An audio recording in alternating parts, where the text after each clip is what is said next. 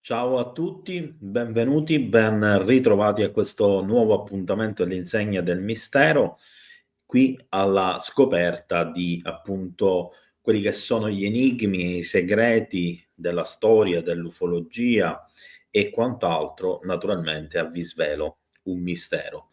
Oggi mi preme dire che da subito che non ci sarà l'arringa di domande alla fine perché ho meno tempo, quindi mi interessa comunque concentrarmi sulle informazioni da darvi, ma saranno ben accette tutte le domande che volete farmi, da scrivere naturalmente sotto al video direttamente. Vi risponderò da dopo cena in poi con assoluta calma e serenità. Quindi mi aspetto sicuramente tantissime domande perché è un argomento abbastanza particolare, è un argomento abbastanza strano, con molte sfaccettature, che sicuramente è anche attuale perché stiamo sentendo parlare spessissimo di questi psionici, di questi telepati che attraverso i media, soprattutto i social, stanno diffondendo una serie di informazioni, di racconti, di testimonianze, come il caso di Jack Barber, che in qualche modo ha portato all'attenzione di molte più persone questo argomento. Per chi non se lo ricorda, naturalmente Jack Barber è il pilota di elicotteri ed ex meccanico delle forze armate americane, che avrebbe lavorato per conto di un'unità speciale statunitense appunto di psionici, ma anche con altre capacità, proprio per la ricerca sugli UFO, il contatto sugli UFO e il recupero di questi oggetti volanti non identificati, appoggiati, schiantati al suolo.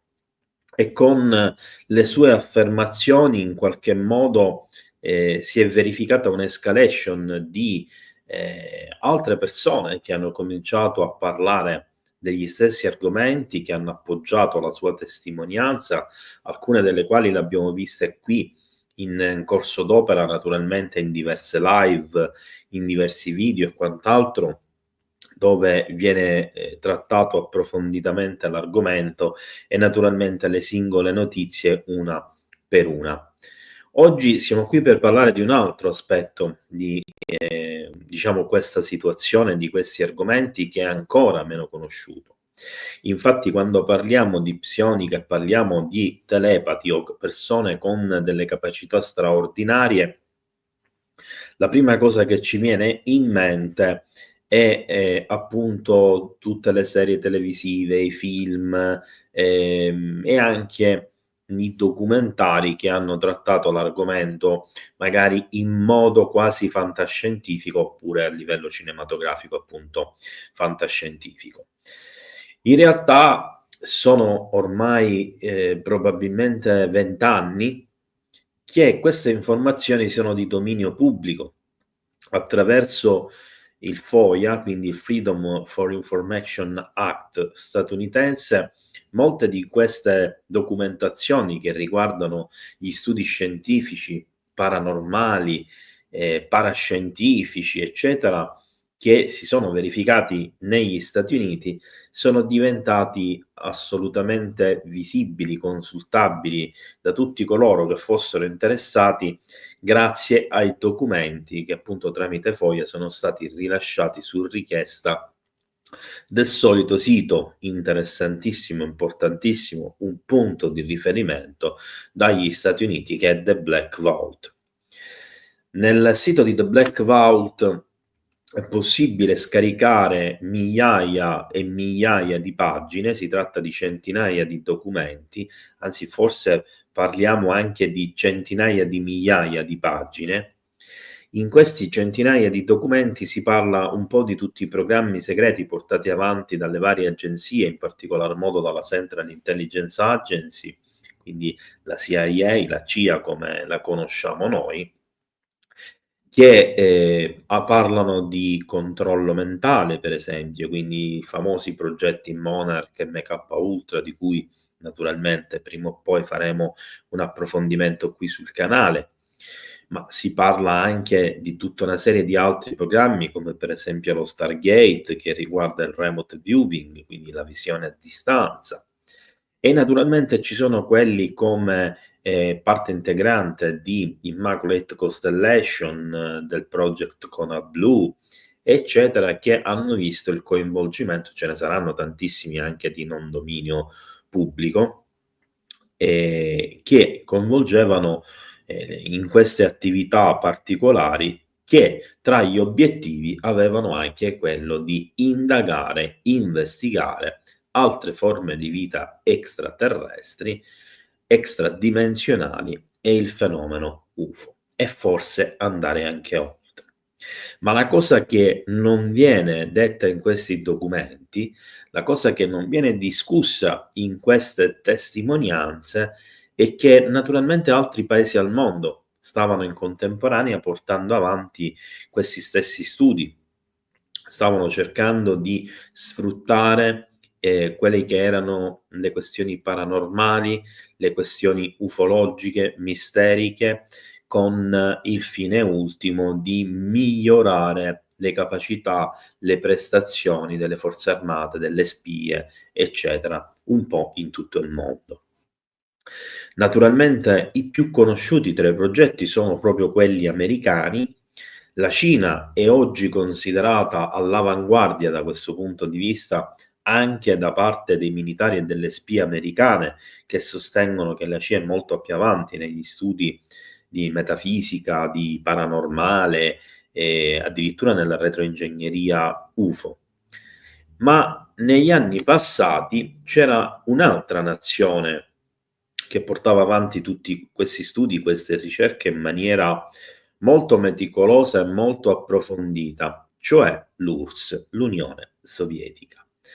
L'Unione Sovietica però era vincolata, al contrario degli Stati Uniti d'America, ad una serie di credenze e ideologie politiche e quindi sociali che impedivano per certi versi di andare oltre un certo livello di informazione, conoscenza e anche di credo, e non mi riferisco a quello religioso, anche se anche in quel caso era valida la questione, ma anche da un punto di vista scientifico. Quindi, seppur per certi versi l'Accademia delle Scienze Sovietiche, poi oggi diventata Accademia delle Scienze Russe, fosse molto più aperta mentalmente alle ipotesi, alle teorie, anche quelle più strane, più stravaganti, per altri versi a livello scientifico le possibilità erano inferiori, ma non per una questione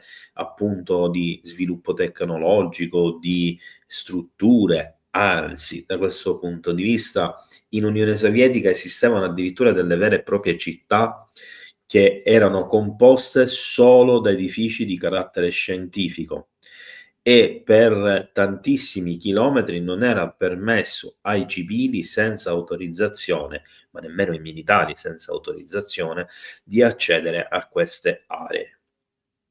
Naturalmente nel tempo, siccome anche in Unione Sovietica, poi anche in Russia, dopo la caduta del muro di Berlino, del blocco sovietico, del patto di Varsavia, eccetera, si è scoperto che l'Unione Sovietica era esattamente come gli Stati Uniti per visite extraterrestri, fenomeni UFO e straordinari, nonché anche fenomeni paranormali, eccetera.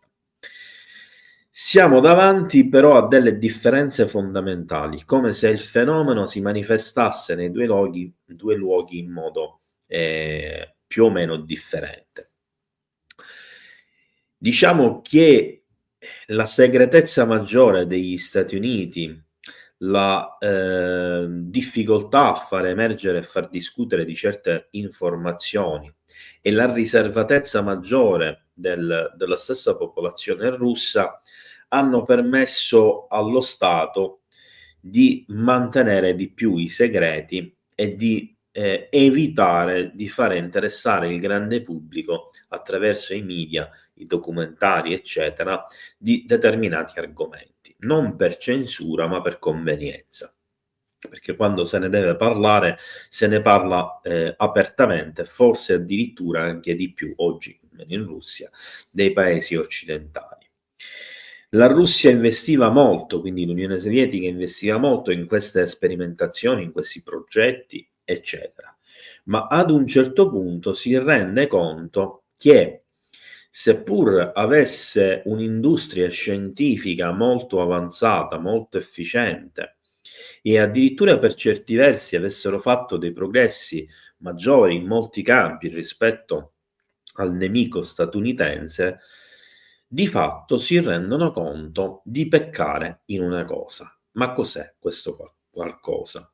È in pratica lo studio e la ricerca sulle interazioni e il fenomeno UFO alieno.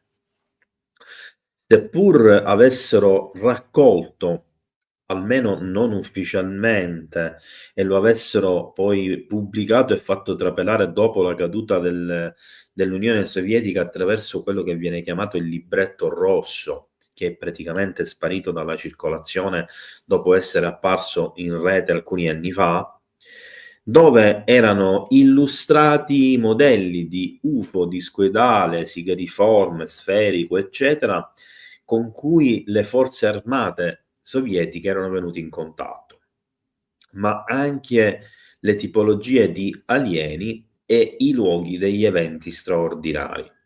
Tra questi eventi straordinari c'erano segnati in una mappa dell'Unione Sovietica ben 103 UFO crash.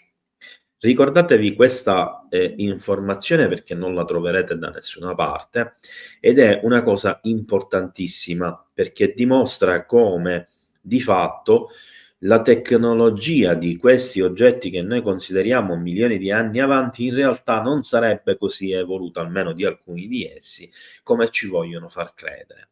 E che questi fanno spesso cilecca e in alcuni casi sono stati effettivamente addirittura realmente abbattuti o sono precipitati per ragioni assolutamente, apparentemente assurde, come le interferenze radar, come nel caso per esempio di Roswell negli Stati Uniti. Naturalmente quindi siamo davanti a qualcosa di particolare, qualcosa che necessita persone con un'intelligenza spiccata, un'intuitività spiccata e magari, perché no, anche persone con delle capacità straordinarie. Viene formato quindi il progetto di studi SECTA, che abbiamo visto qualche tempo fa.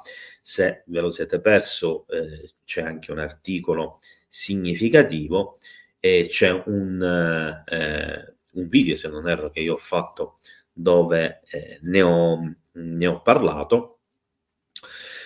Spero di non ricordare male, ma oggi ho la testa un po' confusa, presa da tante cose, ho dovuto risolvere una marea di problemi. A tal proposito, dimenticavo di dare un affettuoso benvenuto a tutti quanti. E dicevo quindi che dal Project Secta si passerà poi ad una serie di progetti che non servono solo a studiare il fenomeno UFO e le interazioni aliene, in particolar modo i casi famosi sovietici come Petrozavodsk, per esempio, Dalnegorsk e altri, ma servono a produrre una unità speciale che praticamente è quella di cui andiamo a parlare in dettaglio in questa live e che non ha corrispettivi, almeno ufficialmente emersi negli Stati Uniti, in quanto si tratta di una vera e propria, grazie Davide per il sostegno al canale, una vera e propria unità militare che tra le altre cose ha anche delle capacità di intervento rapido come tutte le altre forze speciali che vengono utilizzate nel campo, per intenderci, come le Spetsnaz russe, come i Navy SEAL e i Delta Force americani e via discorrendo, che vengono utilizzate appunto anche per missioni speciali straordinarie, eccetera. Questa unità ha questo unico scopo, cioè indagare, investigare tutto ciò che è paranormale, tutto ciò che è ufologico, tentando i contatti e naturalmente le scoperte. Grazie Agata per il sostegno al canale. Quindi andiamo a quello che è sostanzialmente l'articolo da cui è possibile ricavare la stragrande maggioranza delle informazioni, preannunciandovi che nei prossimi giorni pubblicherò anche un mio articolo sull'argomento che è ancora più dettagliato di questo che vedremo oggi, anche se ahimè ho dovuto diciamo un po' arrabattare le fotografie da inserire nel contesto, poiché queste sono tutte coperte da copyright, quindi non potevo andarle a pubblicare. Ma andiamo a vedere intanto chi è questo personaggio. Vi faccio la premessa che siamo su un network francese che ha avuto l'esclusiva di discutere direttamente con questo personaggio che vediamo in questa fotografia, che è stato il comandante di questa unità ed è il generale Alexei I. Savin. Andiamo a vedere cosa dice l'articolo. Nel 1989, quindi siamo a un anno prima della caduta dell'Unione Sovietica, diverse decine di russi dotati di talenti eccezionali furono reclutati dall'esercito, integrati in quella che oggi conosciamo come l'unità 10.003. Impareranno a diventare dei superumani, dall'uso della telepatia sul campo di battaglia all'incontro con gli alieni. I ricordi di questi veterani giocano con i limiti dell'immaginazione. È un articolo di Romain Mierkarek, non so se l'ho pronunziato giusto. L'interprete esistente che sta parlando, sta intervistando in pratica il generale, spalanca gli occhi incredula. L'uomo con cui sta parlando al telefono è completamente pazzo. Fa fatica a tradurre le sue parole perché le sembrano così incredibili. Da diversi mesi stiamo studiando e cercando di capire come entrare in contatto con gli extraterrestri tramite la telepatia, spiega una voce calma dall'altro capo del telefono, che ovviamente è il generale Savin. Hanno un codice di comunicazione, stiamo parlando degli alieni, attenzione, composto da numeri e lettere, quindi alfanumerico, come gli operatori radio. Questa strana storia è quella del generale in pensione Alexei Savin. L'anziano, vestito in modo semplice e ancora in buona forma, nonostante i suoi 70 anni, ha preso l'abitudine di raccontare la sua storia e continua a farlo pazientemente dal 2016. Nella sua giovinezza l'ufficiale ha seguito un corso particolarmente prestigioso all'interno dell'esercito russo. Nei primi anni 70 iniziò a studiare presso il Dipartimento dell'Aviazione Navale dell'Accademia Navale di Sebastopoli in Crimea, prima di dedicarsi alla cibernetica. Durante i primi 16 anni della sua carriera da ufficiale, fu addirittura in prima linea nella ricerca scientifica per la difesa sovietica.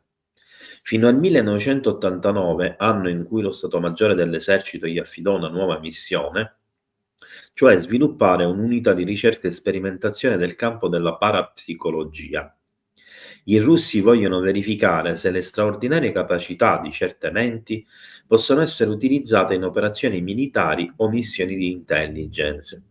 Eravamo 40 anni indietro in questo campo rispetto agli americani, che avevano, naturalmente non dimentichiamolo, ereditato i progetti su cui poi basarono la ricerca dai nazisti nella seconda guerra mondiale.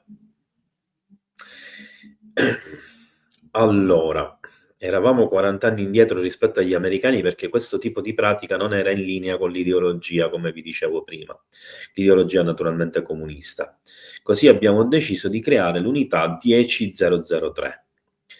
Telepatia, visione di coordinate geografiche o di siti militari tramite il pensiero, deviazione di missili tramite il potere della mente. Attenzione, siamo andati oltre la remote viewing, cioè qui non stiamo più parlando solo di vedere coordinate geografiche, di individuare un luogo dove si nasconde qualcosa, quindi un obiettivo militare, come facevano gli americani nella guerra del Golfo con gli Scud di Saddam Hussein nascosti sotto la sabbia, o come fecero anche in Vietnam per individuare in alcuni casi i tunnel dei Viet Cong, eccetera, eccetera. Ma si parla addirittura di deviare la traiettoria dei missili col pensiero. Stiamo parlando di qualcosa che non abbiamo mai sentito dire finora, ma che si va a collegare con la capacità degli psionici americani, discussa proprio da Jack Barber, secondo cui alcune persone sarebbero capaci con la forza del pensiero di fare addirittura atterrare UFO.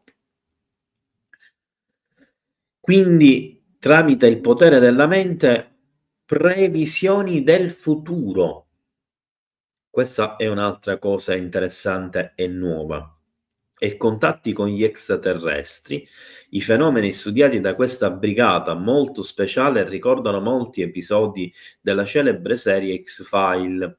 Tra l'altro, c'è una citazione di questa in diretta, però perché non viene citata l'unità in specifico, in uno degli episodi dell'ultima serie, quella fatta diciamo a distanza di 20 anni, in buona sostanza, dove ormai gli Stati Uniti e altri paesi occidentali sono governati da un'elite russa gestita praticamente da un gruppo di persone con capacità mentali evolute davvero straordinarie. Inoltre su internet possiamo trovare solo una manciata di interviste con il suo ex capo, quindi col generale Savin, oltre a voci indimostrabili su esperimenti sugli zombie. E qui voglio aprire e chiudere una parentesi. Ovviamente per zombie non dobbiamo pensare a quelli dei film, ma a dei corpi, a dei cadaveri rianimati, secondo quello che era il principio della rianimazione dei soldati uccisi in battaglia per rendere un esercito praticamente invincibile, invulnerabile. Cioè, in buona sostanza, siamo davanti a qualcosa di veramente particolare, veramente straordinario, qualcosa che ha delle radici nel mondo della Germania nazista, che ha delle radici praticamente che affondano appunto nella questione dei super soldati, come voleva progettare e creare il Terzo Reich, anche se lì poi si sfocia molto nella fantasia e nei racconti, nella fantascienza, che ha preso molto campo, tra le altre cose, nei videogiochi storici come Return to Castle Wolfenstein. Per chi ama i videogiochi sparatutto sicuramente se lo ricorda, perché era legato ad un altro videogioco di fantascienza sparatutto che si chiamava Doom, ma ce ne sono anche tanti altri. Scusate un secondo, perché io appunto vi dicevo che ho un po' di solletico al lavoro. Oscuri legami con i leader sovietici, nomi di ufficiali del KGB, cosa che non ci deve meravigliare, perché non solo il KGB in epoca sovietica era il servizio segreto più spietato e più potente del mondo, e anche quello con più agenti, ma aveva le mani in pasta ovunque. Cioè, se c'era una cosa che poteva dare troppo potere a un politico, che poteva cadere in mani nemiche, eccetera, veniva automaticamente infiltrata e indirettamente gestita dal KGB. Per rettificare queste invenzioni alimentate dal segreto militare e dalla complessità degli argomenti trattati, che il generale Savin e uno dei suoi ex subordinati hanno accettato di raccontare la loro storia.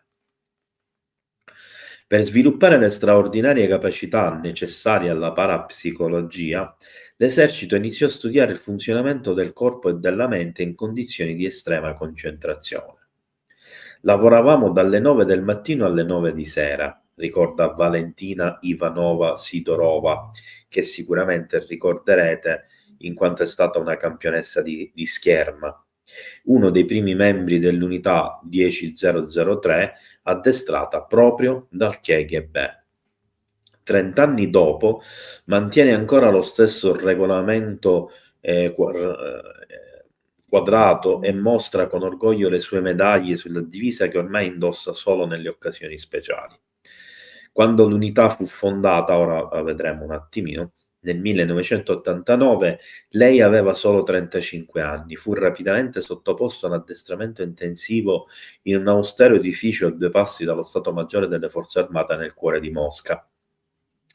L'istituto di nutrizione ci ha prescritto una dieta speciale che ovviamente aveva lo scopo da una parte di creare delle micro alterazioni della coscienza e dall'altra evitare di influire negativamente con quelle che potevano essere sia le capacità innate che quelle in sviluppo tramite addestramento a livello di extrasensorial experience, eccetera. L'istituto di nutrizione ci ha prescritto quindi la dieta e si trattava di esaminare una nuova metodologia. Abbiamo provato tutto, anche il cibo vegetariano. Le nostre condizioni, sia fisiche che mentali, venivano regolarmente monitorate in laboratorio.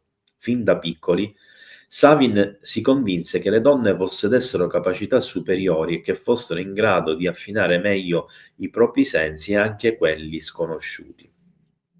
Per dimostrarlo, li spinge ai limiti. Nelle fotografie ingiallite ci mostra quelle donne russe dai capelli dritti, non particolarmente abituate alla realtà della fanteria, quasi esclusivamente maschile dell'Unione Sovietica, mentre si esercitano a sparare con le armi automatiche o cercano di indovinare lo stato civile dei dipendenti pubblici da semplici foto. Ci hanno dato una lista di 50 ritratti di persone sconosciute e noi dovevamo scoprire l'identità di ciascuna persona, racconta Valentina. Se non corrispondeva all'85% della realtà, dovevamo ricominciare da capo.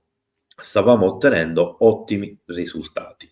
E qui vediamo una fotografia che descrive quello di cui stavamo parlando, ma mi volevo soffermare un attimo su una cosa che ritengo importante.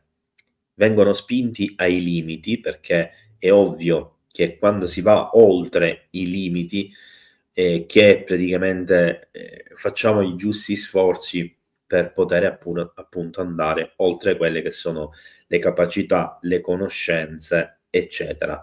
E una corretta alimentazione è dimostrato come anche una sanità fisica, il movimento, il contatto con la natura, la meditazione, eccetera, che sicuramente favoriscono il tutto. Naturalmente queste persone erano state selezionate con delle capacità latenti o già manifestate, dovevano quindi sviluppare maggiormente questi sensi. Andiamo avanti. Non era concesso fallimento. L'unità 10003 è stata divisa in 2 gruppi. La prima, composta da forze speciali, è ancora soggetta al segreto difensivo, cioè non se ne sa assolutamente nulla e neanche il generale Savin ne ha mai parlato. L'ufficiale superiore invece è più loquace riguardo alla seconda sezione, riservata esclusivamente alle donne. Delle centinaia di candidati intervistati, solo 8 furono selezionati. Non dimentichiamo, quando si parla di capacità mentali, medianiche, eccetera, che anche nelle società segrete di inizio secolo dello scorso secolo, nel 1900, dalla società della Blavatsky, quindi la società teosofica, fino alle società del periodo nazifascista come la Vril, la Thule, eccetera, sono principalmente le donne e addirittura in alcuni casi solo esclusivamente le donne a venire utilizzate per incanalare le energie oppure le capacità. Non dimentichiamo per esempio che le famose damen della società Vril, conosciute anche come Vrilleren, erano tutte donne come Sigurd, come non mi viene l'altro nome famoso, che tra l'altro è un nome italiano, e di cui tra l'altro parlerò prossimamente in un'altra live e di cui ho abbondantemente parlato in diversi articoli che trovate sul mio sito internet UFO Misteri dal Mondo, che vi ricordo si trova su www.statodivergenza.com. E quindi non è una novità, anzi è un qualcosa che viene in questo caso ulteriormente confermate. Anche lui era sul campo, anche se le foto dell'epoca mostrano che non aveva il fisico di un guerriero, d'altra parte gli interessavano le capacità mentali. Con il suo viso paffuto, in una foto scattata dall'elicottero, quella che abbiamo visto all'inizio, sembra un ricercatore più abituato ai laboratori che ai campi di battaglia. Con il suo viso paffuto ma era necessario andare a seguire i risultati del suo gregge sul campo. Durante la guerra in Cecenia, il loro compito era quello di determinare le intenzioni del nemico e decifrare le informazioni durante gli interrogatori, spiega il generale. Lo stesso vale per i piani americani dell'ex Jugoslavia. Vennero fornite loro mappe topografiche sulle quali dovevano indicare dove si trovavano le miniere e depositi di armi nascosti. Oltre ai conflitti in Cecenia, Georgia, ex Jugoslavia e Abkhazia, nel corso degli anni gli specialisti dell'unità 10003 hanno collaborato alle indagini di polizia di diverse città e del paese. Essendo stata addestrata dal KGB, ricorda Valentina, ho preso parte alla lotta contro i trafficanti di armi e droga. Si tratta inoltre degli unici certificati che gli ex membri dell'unità 10003 possono presentare. Tutto il loro lavoro per l'esercito è riservato e probabilmente rimarrà tale per molto tempo, poiché Mosca non ha una politica di declassificazione dei documenti militari come gli Stati Uniti o la Gran Bretagna, dice il generale Savin, e ovviamente l'abbiamo appurato tutti quanti. Il generale Savin, mentre assicura che i risultati dei suoi super soldati hanno stupito i combattenti sul campo, può mostrarci solo un documento del Ministero dell'Interno, una lettera scritta nel 1993 in cui ringrazia la sua squadra di donne per la partecipazione a operazioni di polizia su larga scala che hanno portato all'arresto di criminali. Quella che vediamo in basso a sinistra è l'unità speciale che si muove in circostanze particolari. Quella che vediamo a destra in basso è la lettera praticamente di cui stiamo facendo il riferimento. Ve la mostro un attimino. Una lettera del 1993. Perché non si chiude? Vabbè. Questa è Valentina Sidorova con la divisa, ora è diciamo più anziana. Mi si è bloccata la pagina, non c'era più niente. Perché? Allora, andiamo indietro così. Allora, aspettate un secondo perché devo ricaricare la pagina da capo. Nel frattempo mi metto nuovamente a schermo intero. Ok, italiano. E andiamo avanti. Quindi condividi, ok.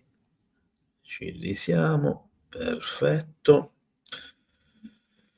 Per quanto sorprendenti possano sembrare queste imprese, Alexei Savin e Valentina Ivanova Sidorova ne raccontano altre, ancora più sorprendenti. Quest'ultima, ad esempio, racconta di aver comunicato telepaticamente con i delfini addestrati dall'esercito nel porto militare di Sebastopoli. Vi ricorda qualcosa? Secondo me, ai più attenti ricorderà le incursioni in altre dimensioni attraverso i portali di Pier Fortunato Zanfretta e la famosa conversazione con i delfini che sembravano letteralmente parlargli. Dalla proiezione mentale alla profilazione individuale, dallo sviluppo della supermemoria allo studio della filosofia e della poesia. Beh, questa della supermemoria mi piacerebbe molto averla perché ultimamente fa un po' pena. L'ambito delle indagini dell'unità 10003 era, per usare un eufemismo, molto vasto.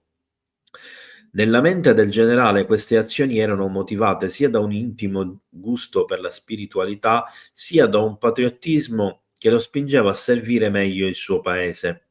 Vorrei che le persone non ci percepissero come aggressori violenti, ma capissero che tra i militari c'erano alcuni che avevano un approccio filosofico, credevano in Dio e non avevano paura dell'opinione pubblica anche nell'era sovietica.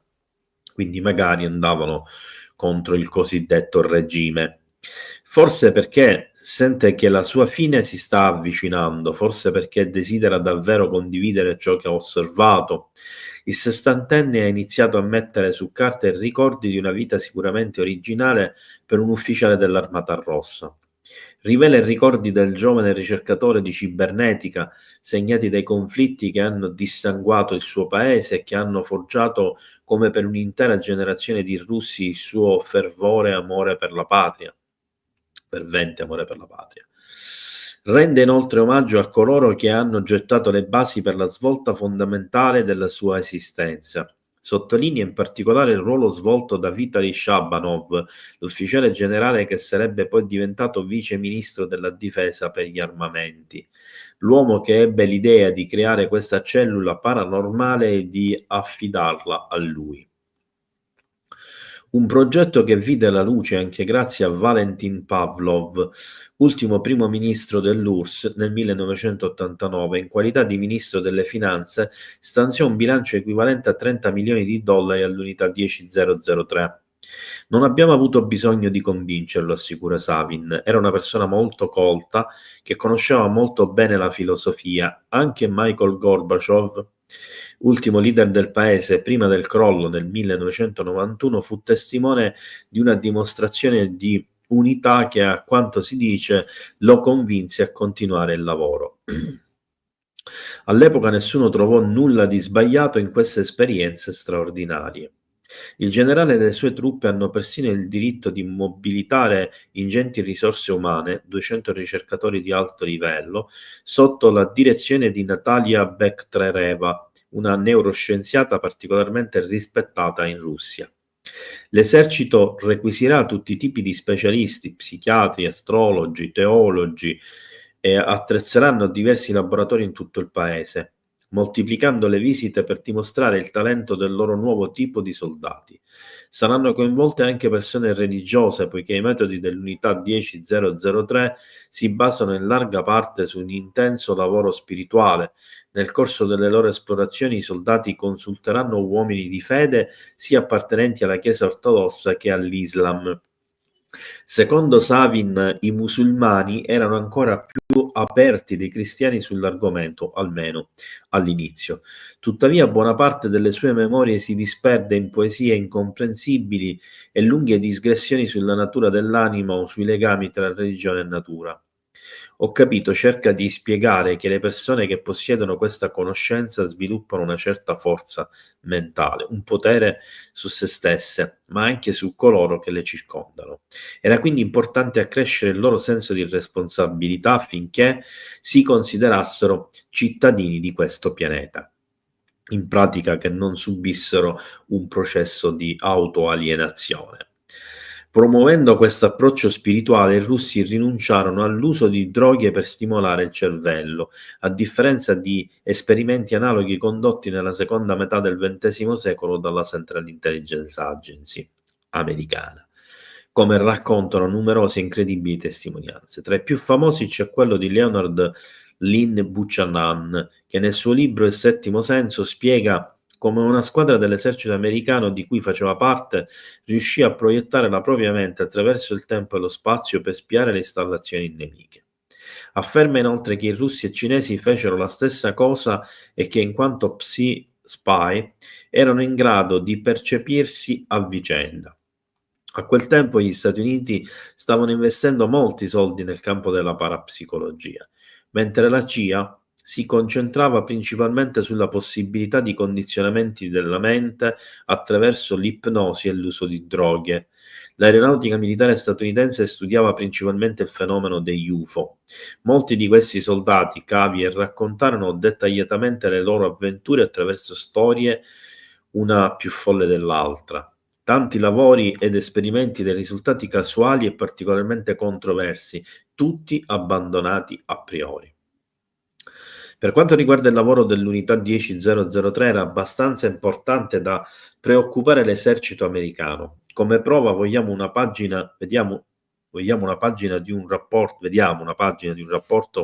del 2004 sulle operazioni di informazione coprodotta dall'NSA, National Security Agency statunitense, e dei capi di Stato Maggiore congiunti americani.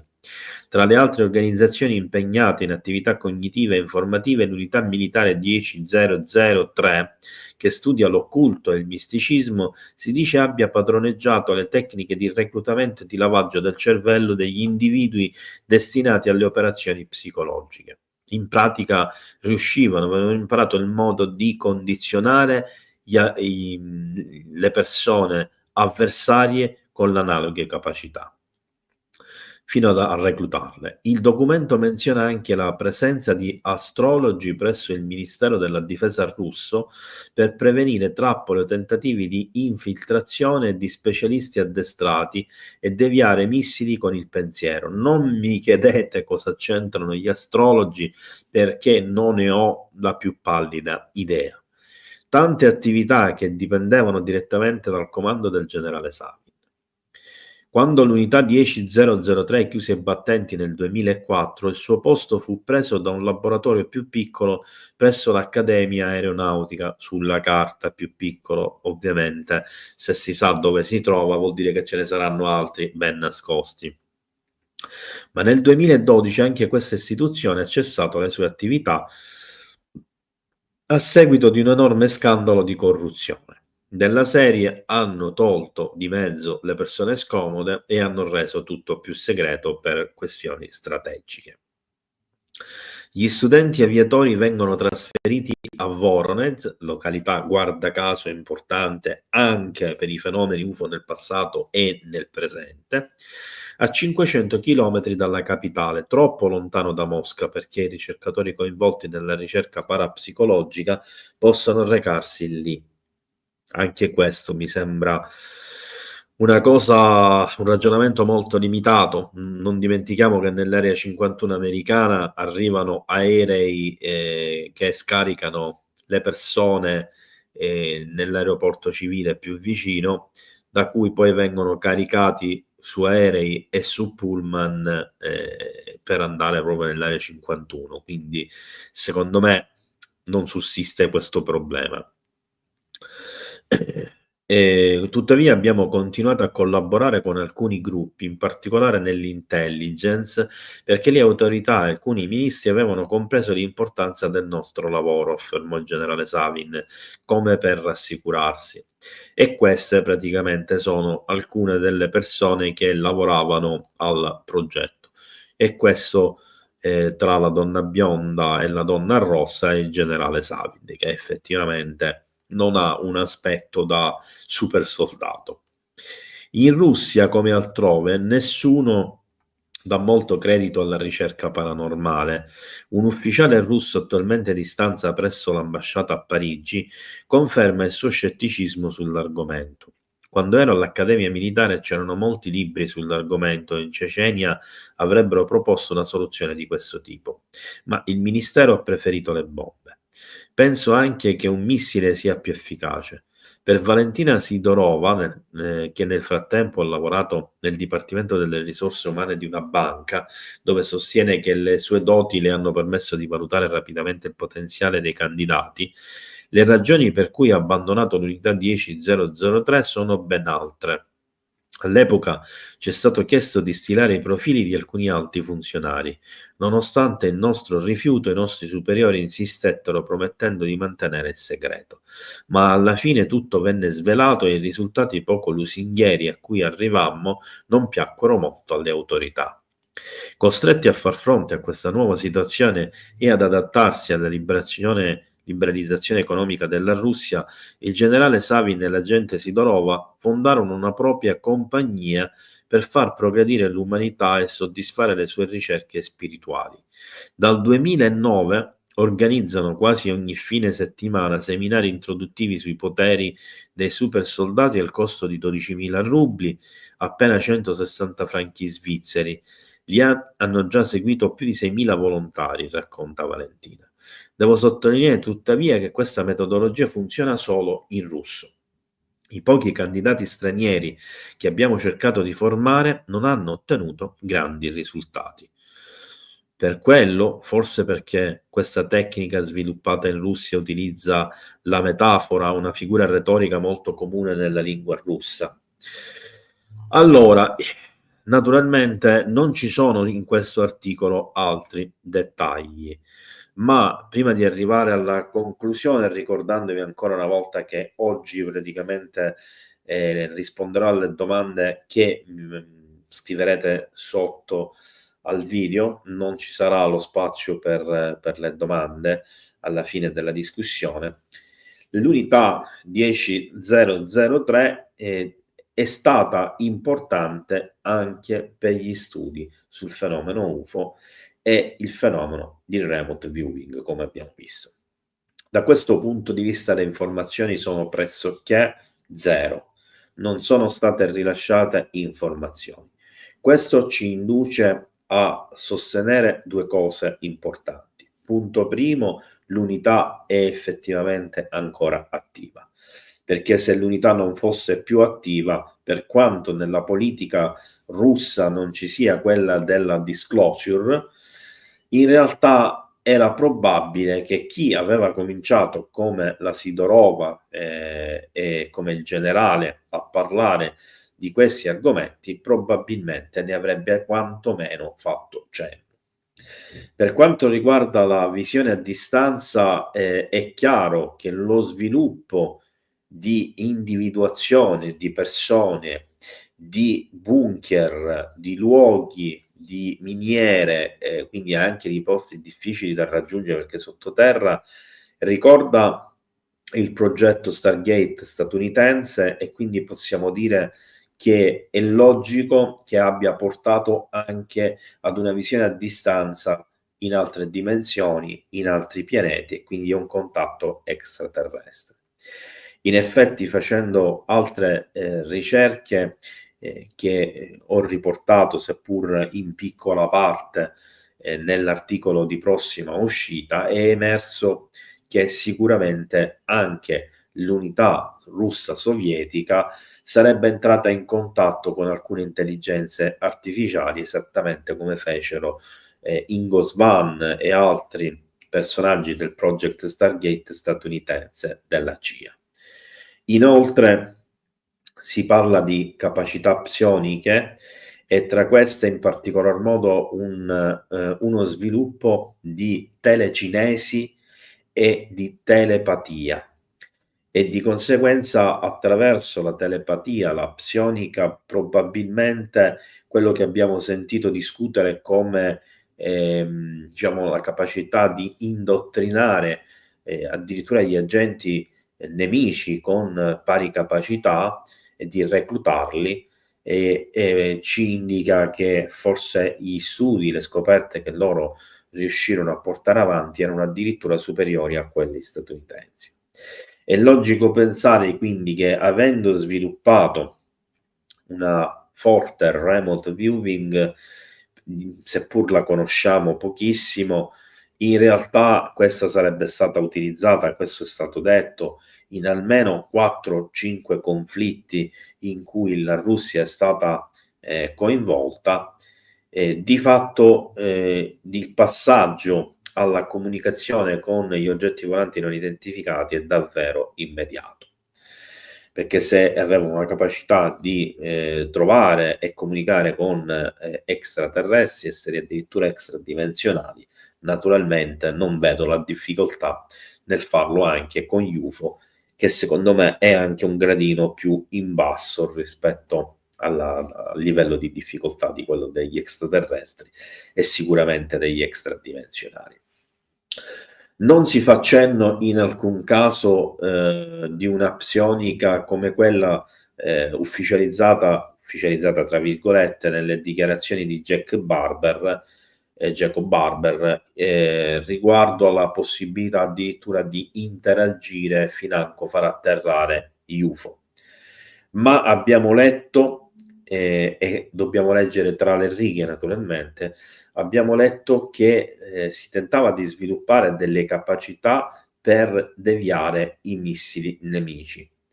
Non è specificato se questa capacità è stata realmente sviluppata, ma qualora fosse stata sviluppata non vedo la differenza tra la capacità di deviare un missile, magari farlo schiantare, e quello di far atterrare un oggetto volante non identificato, soprattutto se questo è magari pilotato in remoto o da un'intelligenza artificiale piuttosto che da esseri senzienti che quindi in qualche modo possono a sua volta controbilanciare e reagire a queste capacità particolari e psioniche.